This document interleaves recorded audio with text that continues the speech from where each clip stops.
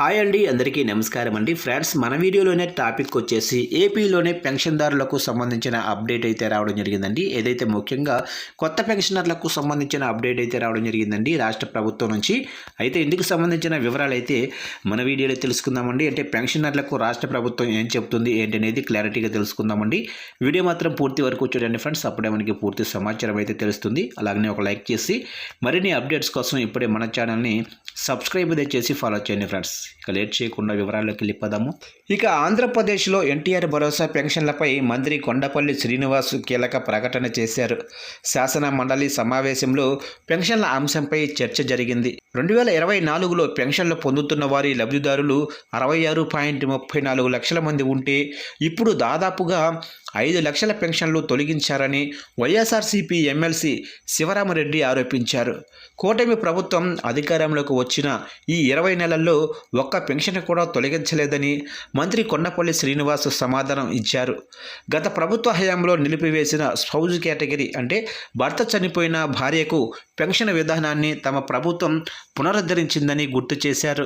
వృద్ధాప్య పెన్షన్ వస్తున్నా భర్త చనిపోయిన మరుసటి నెలలోనే భార్యకు కూడా పెన్షన్ ఇస్తున్నామన్నారు. మొత్తం 2.5 లక్షల మంది లబ్ధి పొందుతున్నట్లు తెలిపారు. ఇక కూటమి ప్రభుత్వం అధికారంలోకి వచ్చిన తర్వాత ఈ 20 నెలల్లో 4.70 లక్షల మంది చనిపోయారని, వారందరి పెన్షన్లు తొలగించినట్లు మంత్రి కొండపల్లి శ్రీనివాస్ తెలిపారు. అంతేకాదు, ఎవరైనా ఒక నెలలో పెన్షన్ తీసుకోలేకపోతే ఆ మరుసటి నెలలో 2 నెలలు కలిపి తీసుకునే వెసులుబాటు కల్పించిన విషయాన్ని గుర్తు చేశారు. గత ప్రభుత్వ హయాంలో 6 అంచెల విధానం అంటే 6 స్టెప్ వ్యాలిడేషన్తో పెన్షన్లు తొలగించిందన్నారు. ఇక రాష్ట్రంలో దివ్యాంగులకు ఇచ్చే పెన్షన్ లబ్ధిదారుల్లో అనర్హులు ఉన్నట్లు ఆరోపణలు వచ్చాయన్నారు. 8 లక్షల పెన్షన్లను మరోసారి పరిశీలిస్తున్నామన్నారు. అలాగనే ఇప్పటి వరకు 1.40 లక్షల మంది అనర్హుల్ని గుర్తించి నోటీసులు కూడా జారీ చేశామన్నారు. అయినా కూడా వారందరికీ పెన్షన్లు కొనసాగిస్తున్నామన్నారు. మరోసారి పరిశీలన కార్యక్రమం చేపట్టామని, రాష్ట్ర వ్యాప్తంగా కూడా వృద్ధాప్య, వితంతువు, కొత్త పెన్షన్లు ఇచ్చేందుకు విధి విధానాలు రూపొందిస్తున్నామన్నారు. కొత్తగా పెన్షన్ల కోసం దరఖాస్తు చేసుకునేందుకు త్వరలోనే అవకాశం కల్పిస్తామన్నారు.